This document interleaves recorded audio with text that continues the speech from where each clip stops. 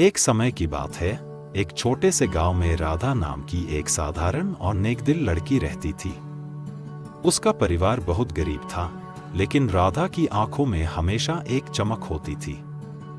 वह हमेशा अपने माता पिता की मदद करती थी और काम करने में कभी भी पीछे नहीं हटती थी।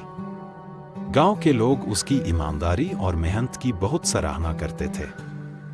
गांव में हर साल एक मेला लगता था, जहां लोग अपने उत्पाद बेचते थे और खेलत माशा करते थे।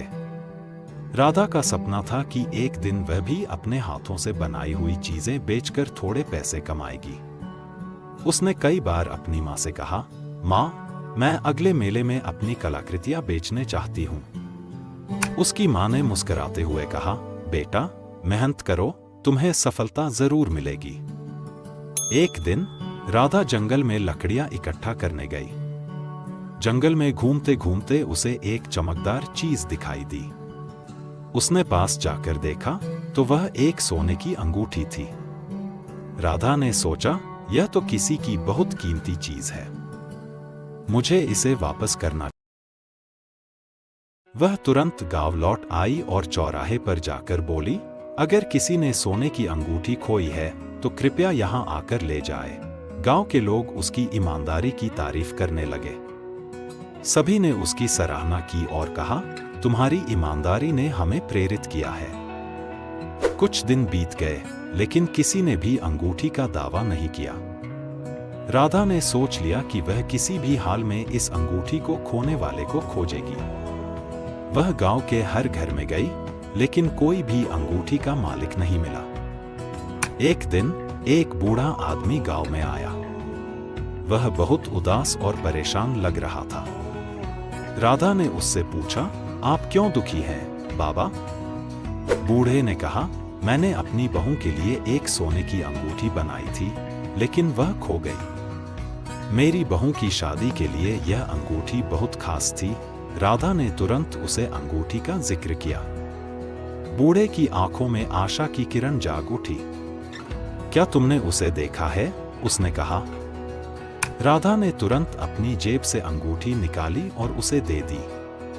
बूढ़ा आदमी उसे देखकर बहुत खुश हुआ और कहा, यह वही अंगूठी है। तुमने मेरी बहू की खुशी को वापस लाया है। मैं तुम्हें एक इनाम देना चाहता हूं। राधा ने विनम्रता से कहा, नहीं बाबा, मैंने बस अपना धर्म निभाया है। लेकिन बूढ़े ने उसकी बात नहीं मानी।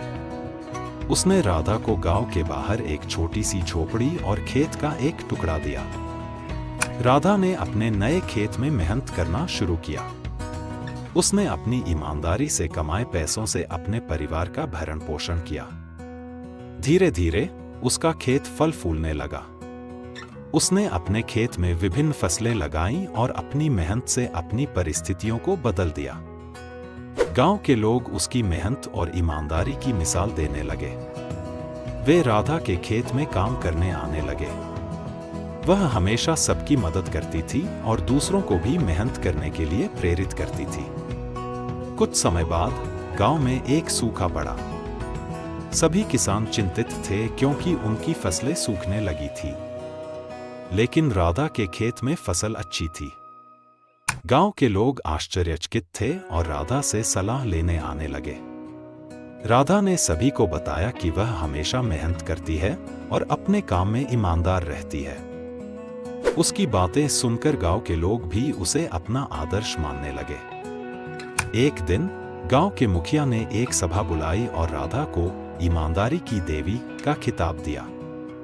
वह सभा भर में सम्मानित हुई और सभी ने उसकी ईमानदारी की सराहना की। राधा ने कहा, यह मेरा कर्तव्य था। अगर हम सब ईमानदारी से काम करें तो हमारी मेहनत का फल हमेशा मीठा होता है। उसके बाद राधा ने गांव के बच्चों को भी पढ़ाने का निर्णय लिया। वह हर दिन बच्चों को बुलाती और उन्हें अच्छी बातें सिखाती।